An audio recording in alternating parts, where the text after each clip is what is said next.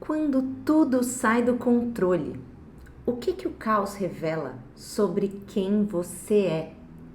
Eu sou Ana Júlia Agostinho e esse é o podcast Depois do Caos.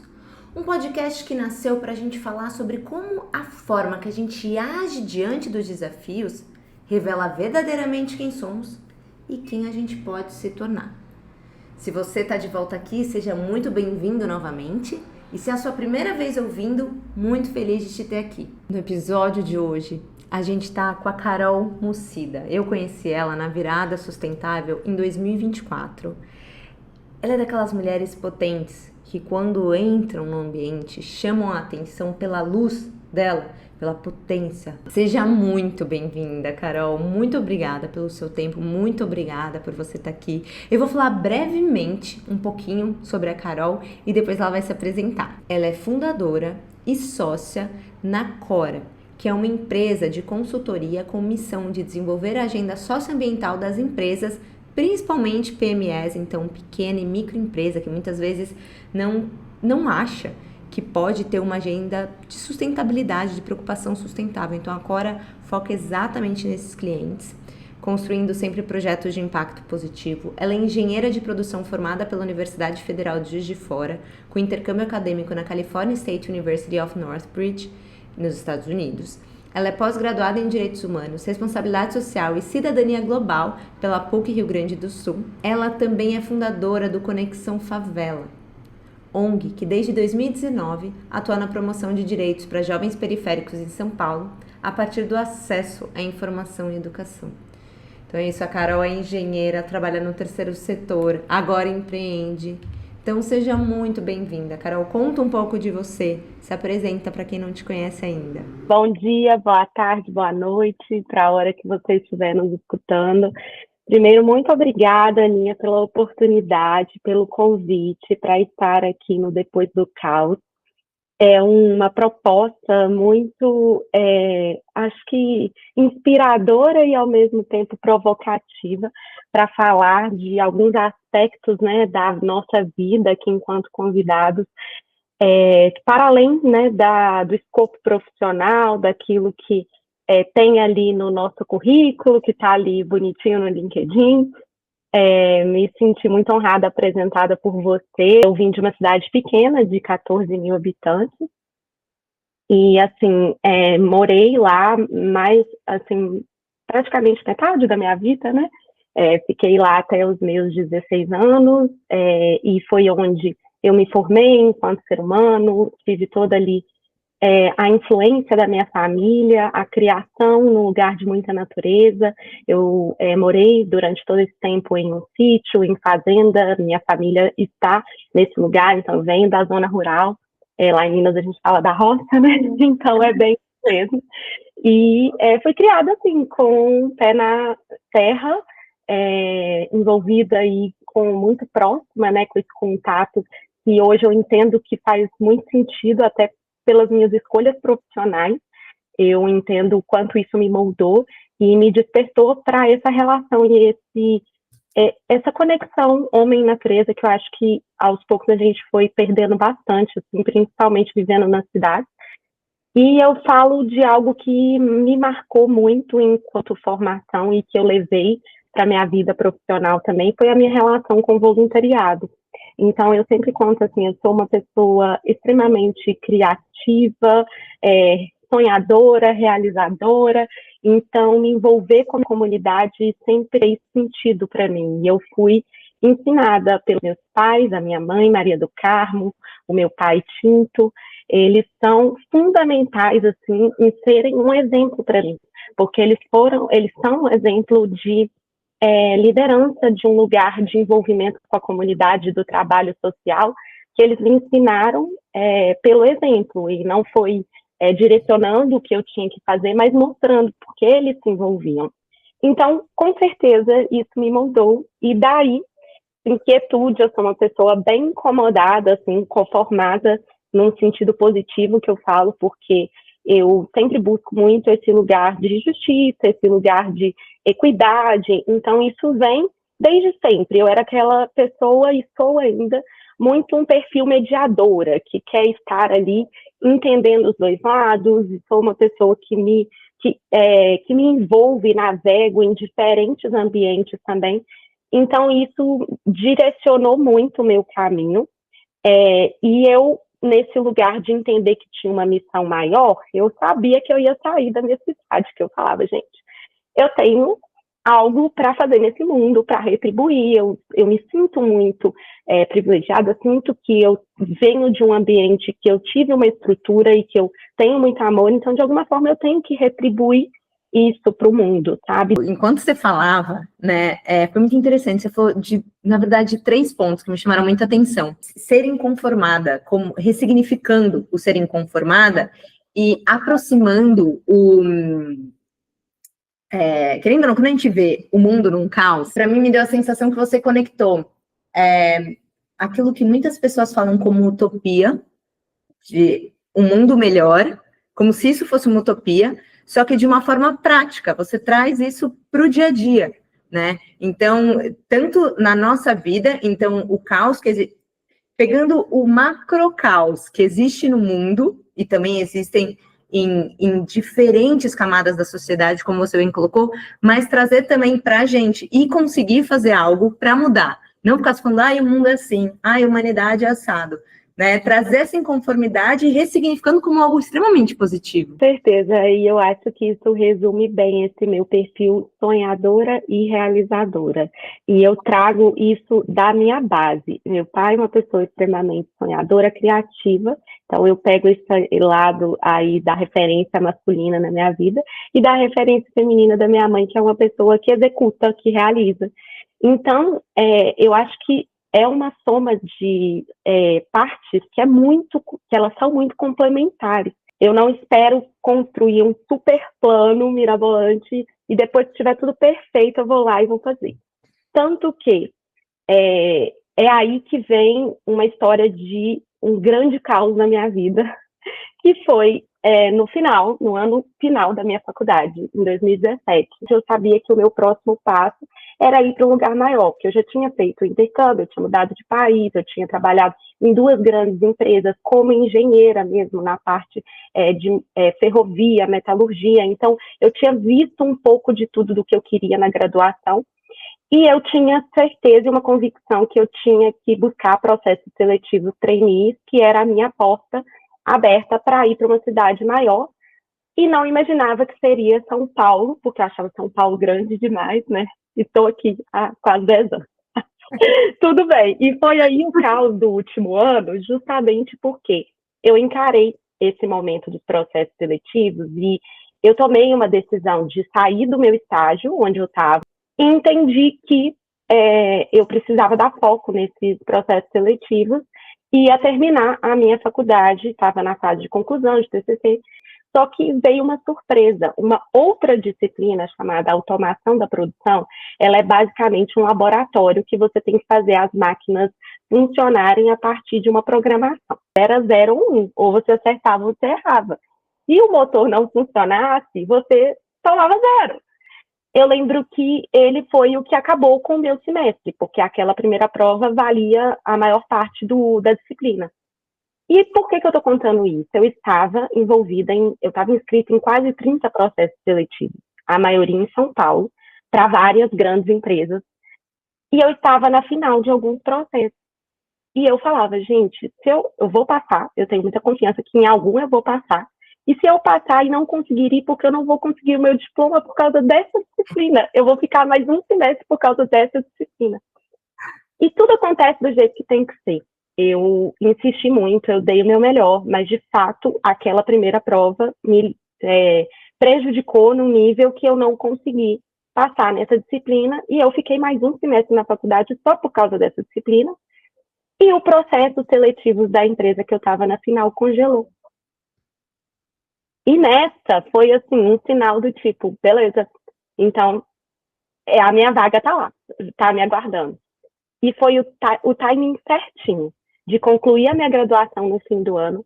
Eu ia pegar o diploma no dia 21 de dezembro, eu lembro, no dia 20 eu recebi a ligação, falando que eu tinha sido aprovada para o processo seletivo dessa multinacional de tecnologia. E minha vida, em 2018, mudou. Depois do caos do ano de 2017, Nossa. começa a minha jornada em São Paulo. Coisa impactante, né? E é muito louco, né? Quando acontecem essas coisas, como a gente tenta controlar e tenta muito até, muitas vezes, colocar a culpa, né? De, poxa, se não fosse por isso... Mas as coisas estavam acontecendo exatamente como você disse, como elas tinham que acontecer. O caos tem muito disso, da gente aprender a receber as coisas que a gente não esperava e o planejamento que a gente tinha simplesmente vir algo até melhor, né? Que talvez se você tivesse já passado, se fosse para um outro emprego que não necessariamente ia ter acontecido, seria uma outra Carol que existiria, né? Agora diante de mim. Totalmente. É muito doido. E isso, Aninha, para mim é um reforço do que esse caos que você está dizendo, ele reforça a fé. Eu acho que assim, e aí vem um lugar de muita espiritualidade na minha vida, eu acredito muito em Deus e sempre coloquei ele à frente das coisas, assim, conversando com ele e pedindo para abrir meus caminhos. Porque a fé a gente acredita sem ter a prova, né? Sem ter a concretude. A gente sabe que aquilo vai acontecer no tempo divino, no tempo que tem que acontecer. E é muito importante isso, né? A gente tomar consciência que, beleza, tem que acreditar que as oportunidades vão vir para quem faz o bem, para quem promove, né, coisas boas, mas assim, se não correr atrás também, eu não acredito mesmo que as coisas caem, sabe, por acaso nos seus braços. Não é assim, não foi comigo. E eu recebi também mensagens, eu acho que assim, essa conexão com algo maior faz a gente estar aberto, né, ouvir nossa intuição, nosso coração. E aí vem um grande acontecimento da minha vida durante esse período que eu estive nessa multinacional. No final de 2019, eu recebi muito uma informação que tinha algo que eu iria construir maior ali. E aí volta a Carol lá do voluntariado que eu contei. Eu não distanciei disso. Todo momento, todas as empresas pelas quais eu passei, a cidade onde eu morei, eu me envolvia com algum trabalho voluntário. E eu sempre me envolvi muito com a educação, com a parte de transmitir conhecimento, de doar meu tempo para compartilhar algumas habilidades, e muito com o público de juventudes e juventudes periféricas que foram envolvendo ali. E nesse momento em São Paulo, já há quase 2 anos aqui, eu senti a falta, né, no final ali de 2019, de ter um envolvimento mais ativo, um pouco maior do que só o voluntariado pontual que a empresa me possibilitava ali fazer. E foi aí que, no final de 2019, um dos grandes marcos da minha vida, e eu recebi essa missão, porque me veio muito clara a palavra conexão, mas eu não sabia ainda o que eu ia conectar. E no mês seguinte dessa informação, eu conheço a pessoa, né, uma das minhas sócias. Nós somos 4 cofundadoras de uma ONG, para quem não conhece, as ONGs são as organizações da sociedade civil, que são formadas por pessoas que se juntam por um propósito comum para poder realizar algo que sozinho o governo e as pessoas não conseguiriam fazer, né, o governo e as empresas, na verdade.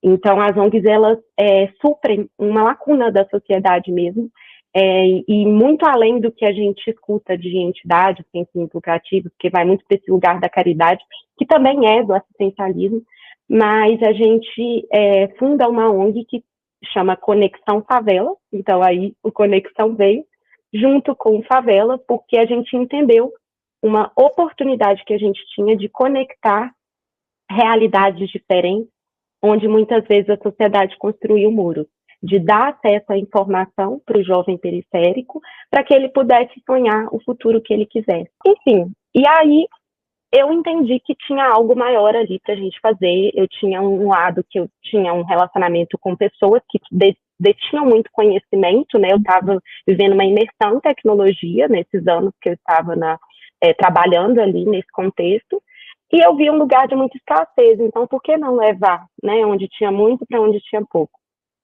Então, esse é um marco, mas é aí que a ONG começa o trabalho e a gente lembra o que acontece em 2020, né? Pandemia. E aí? Que aí então, a ONG foi um grande momento. Uma coisa, quando eu estava estruturando o podcast, que é muito incrível, Caos era um deus grego, né? A origem de Caos com K-H-A-O-S, né? Era um deus grego e foi o primeiro deus, o primordial, que era o do vazio. Então não é que era uma bagunça, mas era um vazio para ser criado. E foi interessante, você usou exatamente a conexão, porque é uma miscelânea de oportunidades, o caos, como era visto antigamente, para você criar. E foi exatamente o que você fez junto com as outras 3 fundadoras. Mas aí depois Sim. veio o caos, que agora é como a gente considera o caos, que é, meu Deus, tudo que eu planejei mudou. E aí?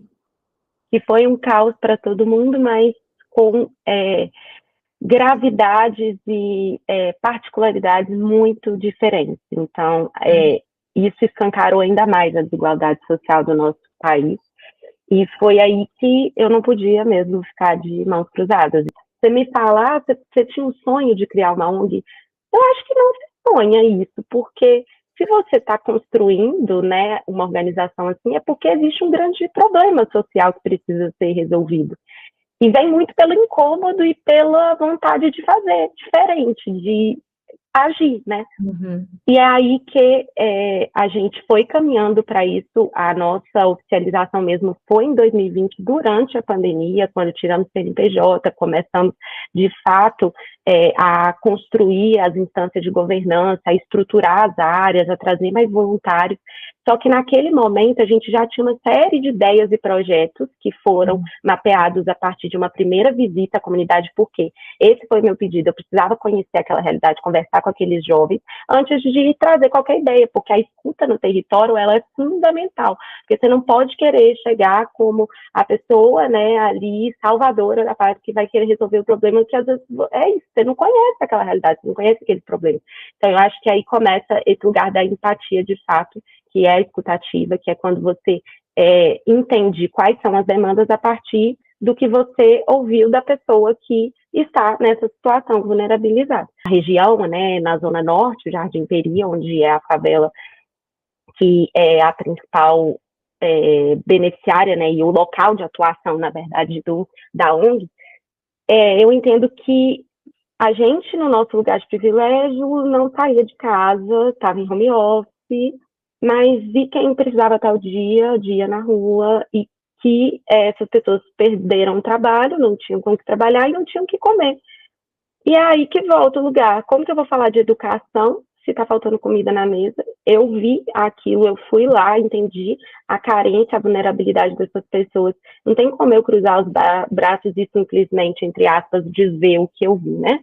Sim. E aí, nisso, eu falei, vamos fazer algo, vamos fazer uma campanha de arrecadação de recursos, não sei o que vai dar, a gente tinha, sei lá, 100 seguidores, né?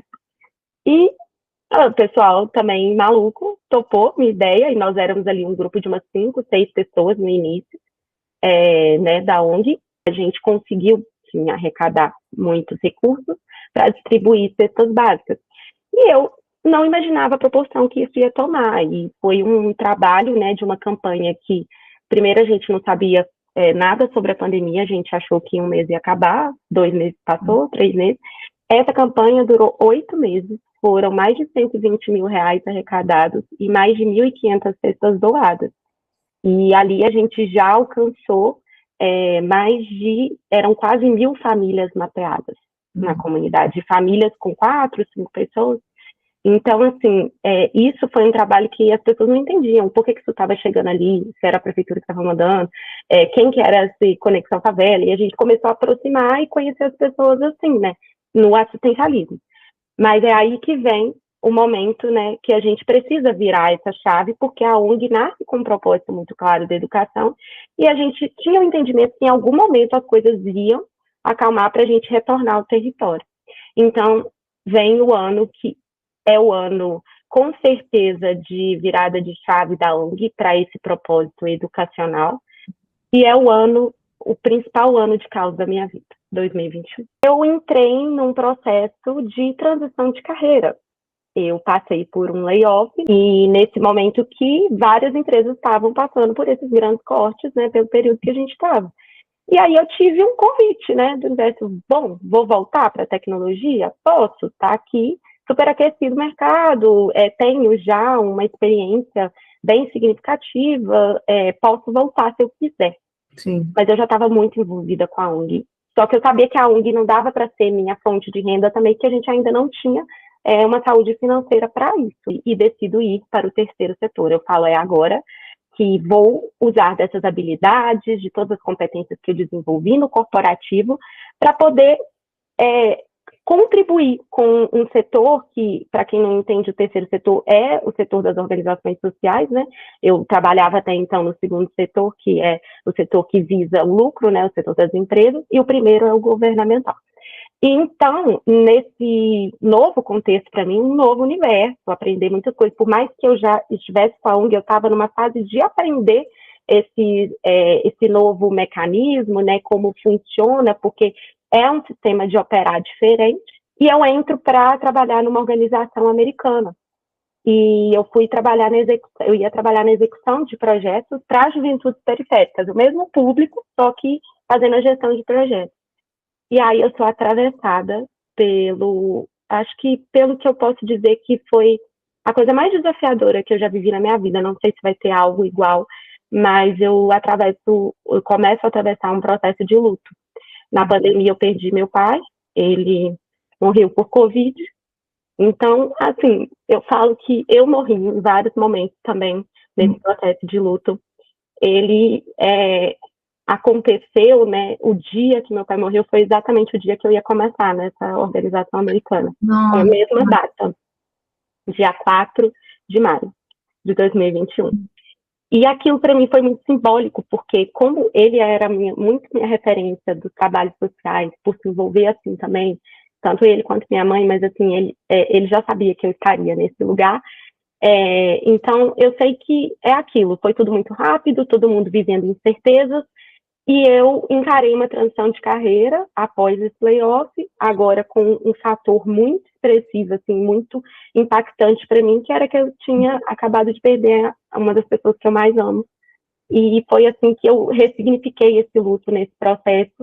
Ele tinha um grande sonho que ele estava em execução, que era a restauração da Kombi. Ele tinha uma Kombi de 1963, e foi a primeira ambulância da minha cidade. Existe toda uma história. Isso papo para outro episódio. E nessa, ele já estava no processo de taqueamento e pintura, que fala quando vai lixar para poder colocar a tinta, que ele já tinha escolhido a cor. E uma semana depois que ele tinha morrido, eu vou até a oficina, e a gente ainda é muito naquele lugar restrito, né, da pandemia, mas assim, com todos os cuidados, e vi a Kombi naquele estado e falei, eu preciso continuar esse sonho. Não tem como, eu vou abraçar isso aqui. E foi isso que eu encarei como um dos projetos pessoais, em paralelo desse novo momento profissional, eu sendo recebida por uma nova equipe, numa nova organização. Tenho que aprender muitas coisas, com a Conexão Favela como minha jornada dupla, né, voluntariada, que é aí que eu criei ainda mais força para encarar todos esses trabalhos. O projeto da Kombi rendeu 1 ano e meio ali, ela foi ficar pronta lá em 2022. É 1 ano e pouquinho, e assim, foi muito importante fazer a inauguração dela, como um tributo ao meu pai também. Então, foi algo que eu ressignifiquei. Eu digo que, assim, foi um ano que eu deixei alguns pratinhos cair. Você pode falar, nossa, mas você realizou tantas coisas.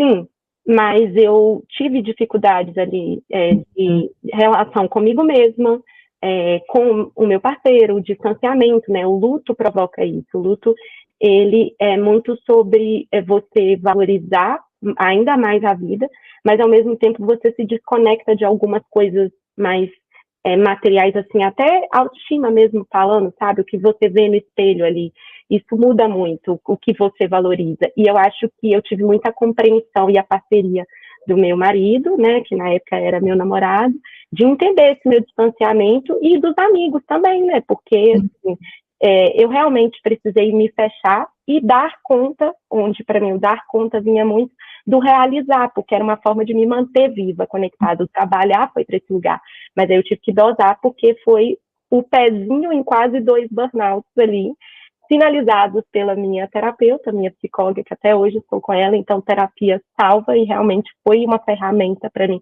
e continua sendo, de autoconhecimento gigante, mas que me apoiou na elaboração desse luto, assim, sem conseguir dimensionar o quanto realmente faz diferença na minha vida. Inclusive, um beijo para minha psicóloga, Ingrid, vou falar com ela para ouvir aqui esse episódio. Muito legal você também falar, Carol, do tipo de até eu lamento muito a perda do seu pai, muito, eu senti aqui quando você falou, mas é muito bonito ver como você ressignificou não só esse caos, que 2021 você passou por, que nem aquele filme Inception, do Leonardo DiCaprio, que é o sonho dentro do sonho, dentro do sonho, foi tipo caos dentro do caos, dentro do caos, é um caos que veio ali, e você conseguindo ressignificar e falando, mas eu deixei o pratinho cair. Não é sobre dar conta de tudo, mas é saber onde direcionar e falar, ok, eu vou priorizar isso daqui. Né? Não é sobre romantizar, muito pelo contrário, mas também não é sobre não demonizar. É, ok, isso está acontecendo.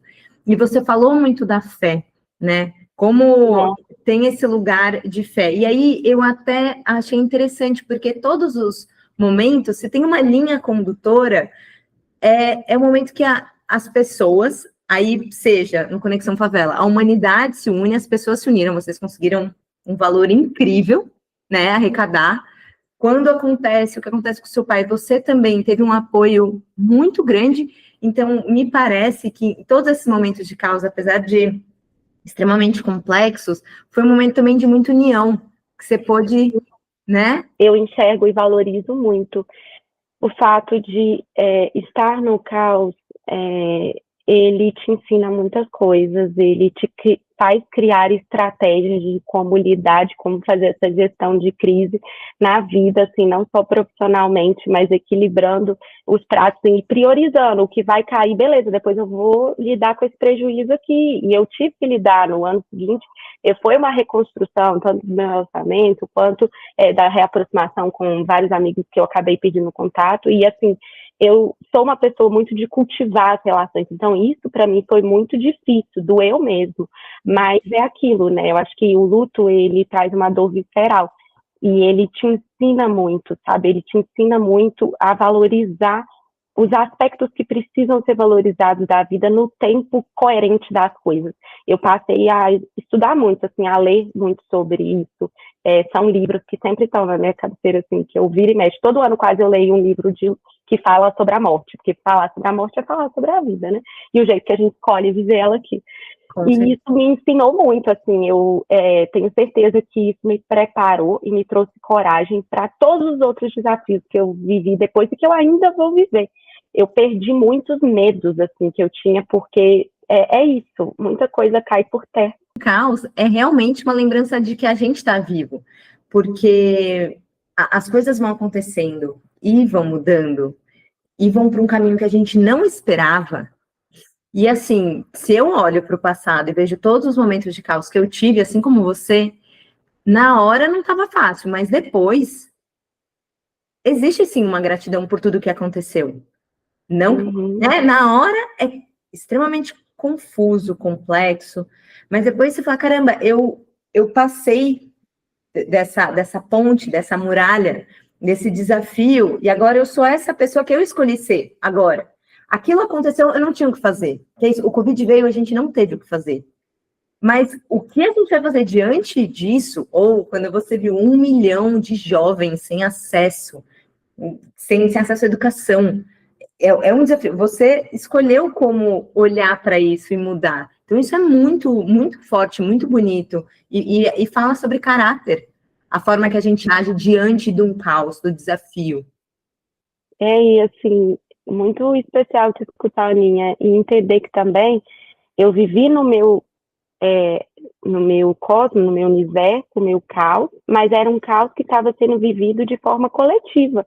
Eu sou uma das histórias das mais de 600 mil famílias no Brasil que passaram, né, por esse processo de perder pessoas queridas e da forma como foi, de tudo ter sido muito rápido, arrancado da gente, de entender também o que isso representa de uma forma política, né, de acesso do que foi negado, né, a gente também.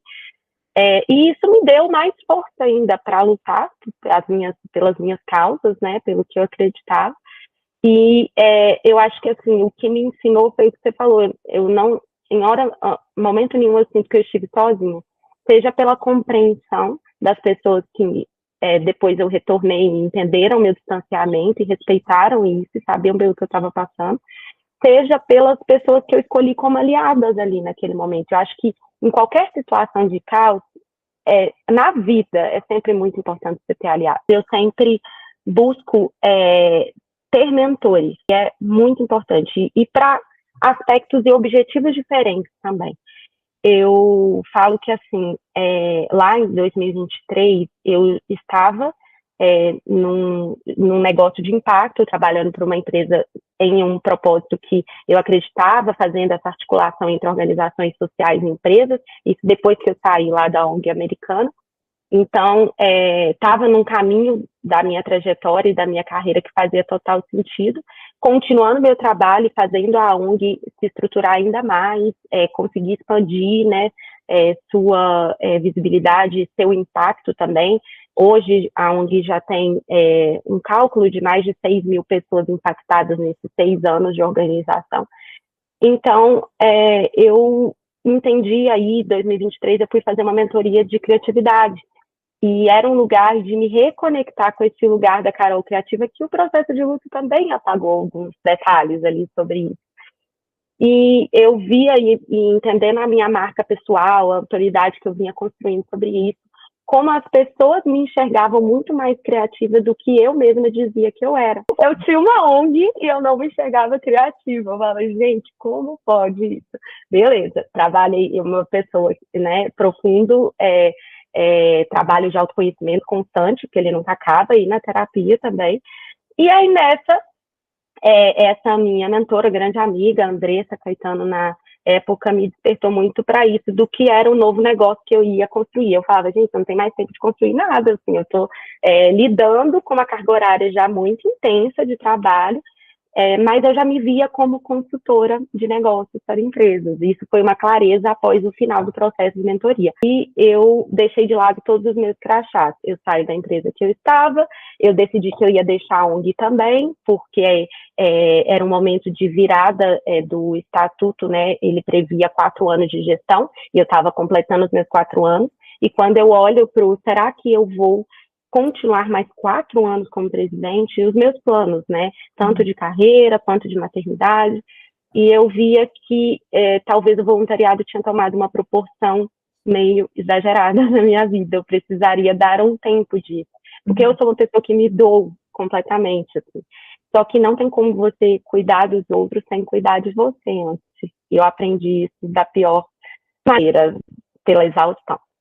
Então, assim, isso acho que me levou para um lugar de eu preciso refretar, repaginar, oxigenar aqui para outros ambientes, e era a hora de criar o meu negócio e de me dedicar ao meu próximo passo, pensando em carreira, vindo com toda essa bagagem.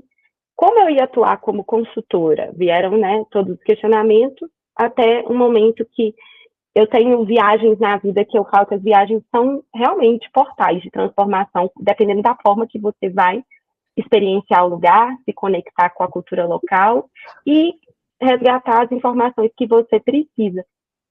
E eu fui para a Bahia, foi a primeira viagem sozinha, e isso foi um grande marco. Eu amo, sou muito a favor disso. Fora que a Bahia em si já tem uma energia, né?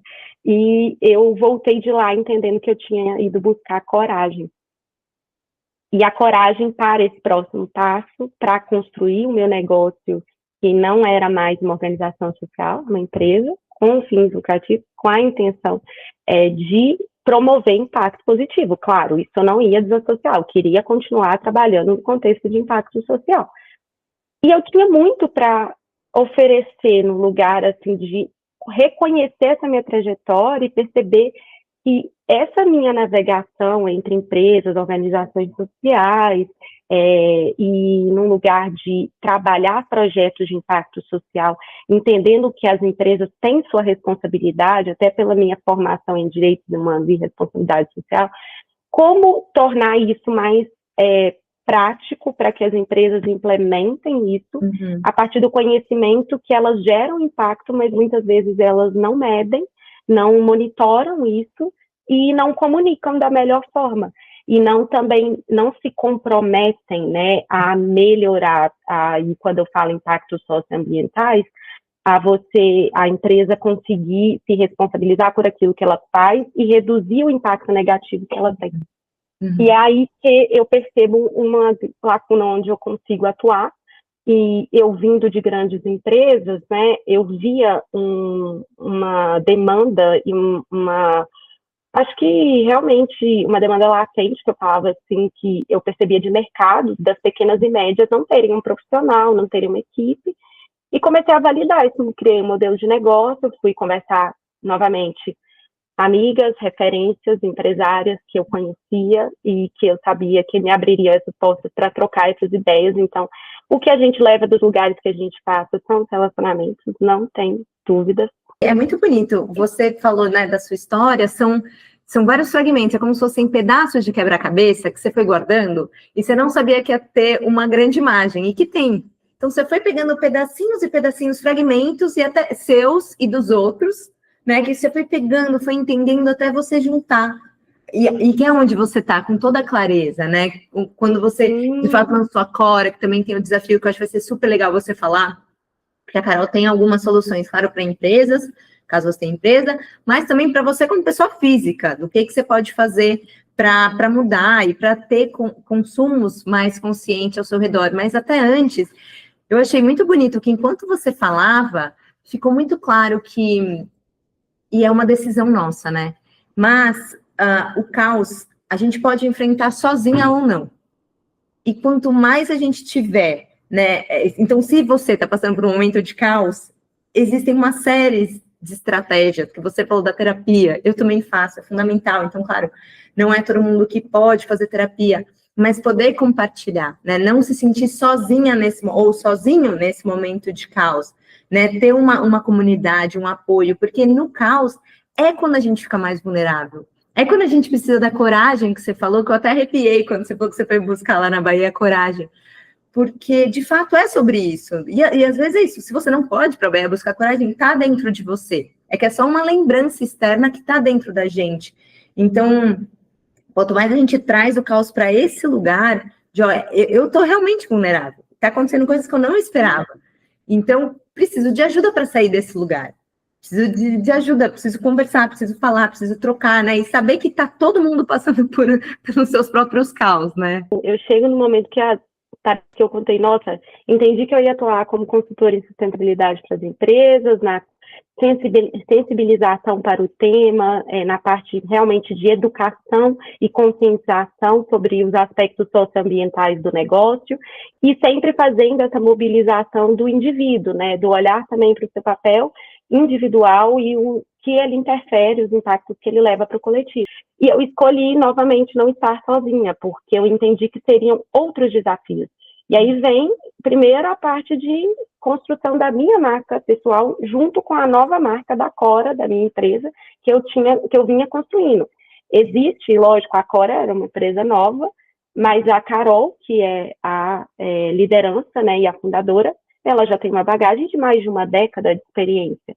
E essa individuação, ela é muito necessária, e ela é importante porque eu começo a me comunicar como fundadora da Cora, como consultora em ESG e sustentabilidade, e as pessoas me conheciam como fundadora e presidente da ONG Conexão Favela, ou dos crachás corporativos que eu tinha, porque a gente acaba assumindo, quem é você? Eu sou fulano da empresa X, né?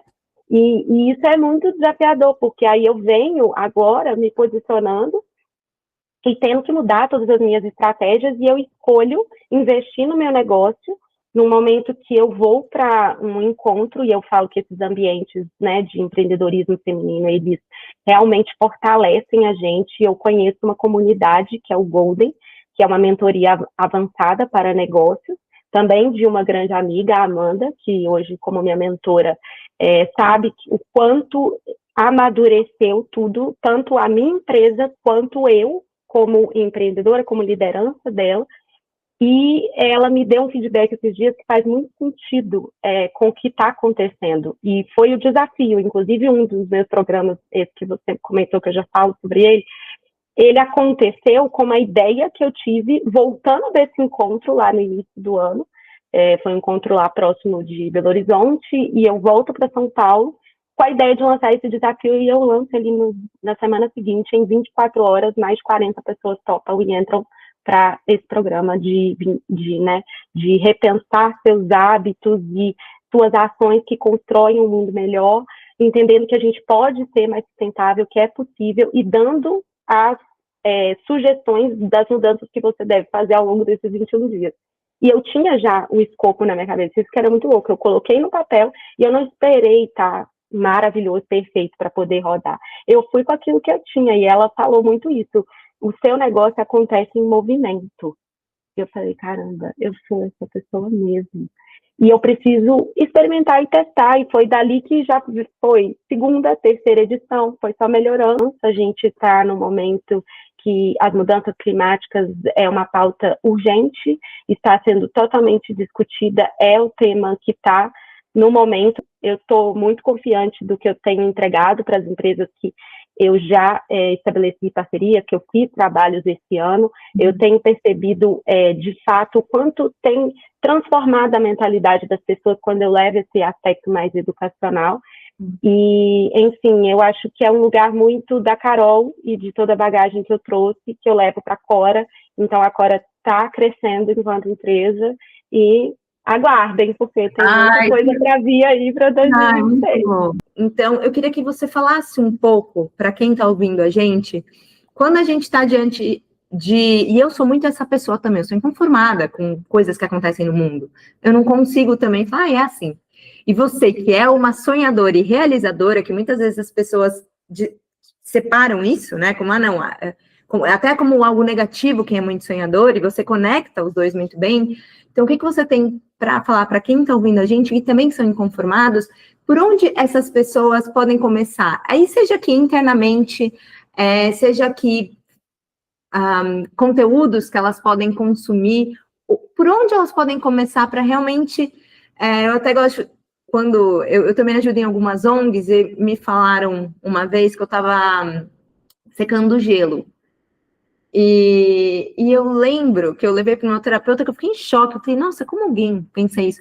Mas o terapeuta falou, mas mesmo que você esteja secando gelo, você está ajudando a diminuir. Ele está diminuindo quando você seca. Eu falei, boa resposta, terapeuta.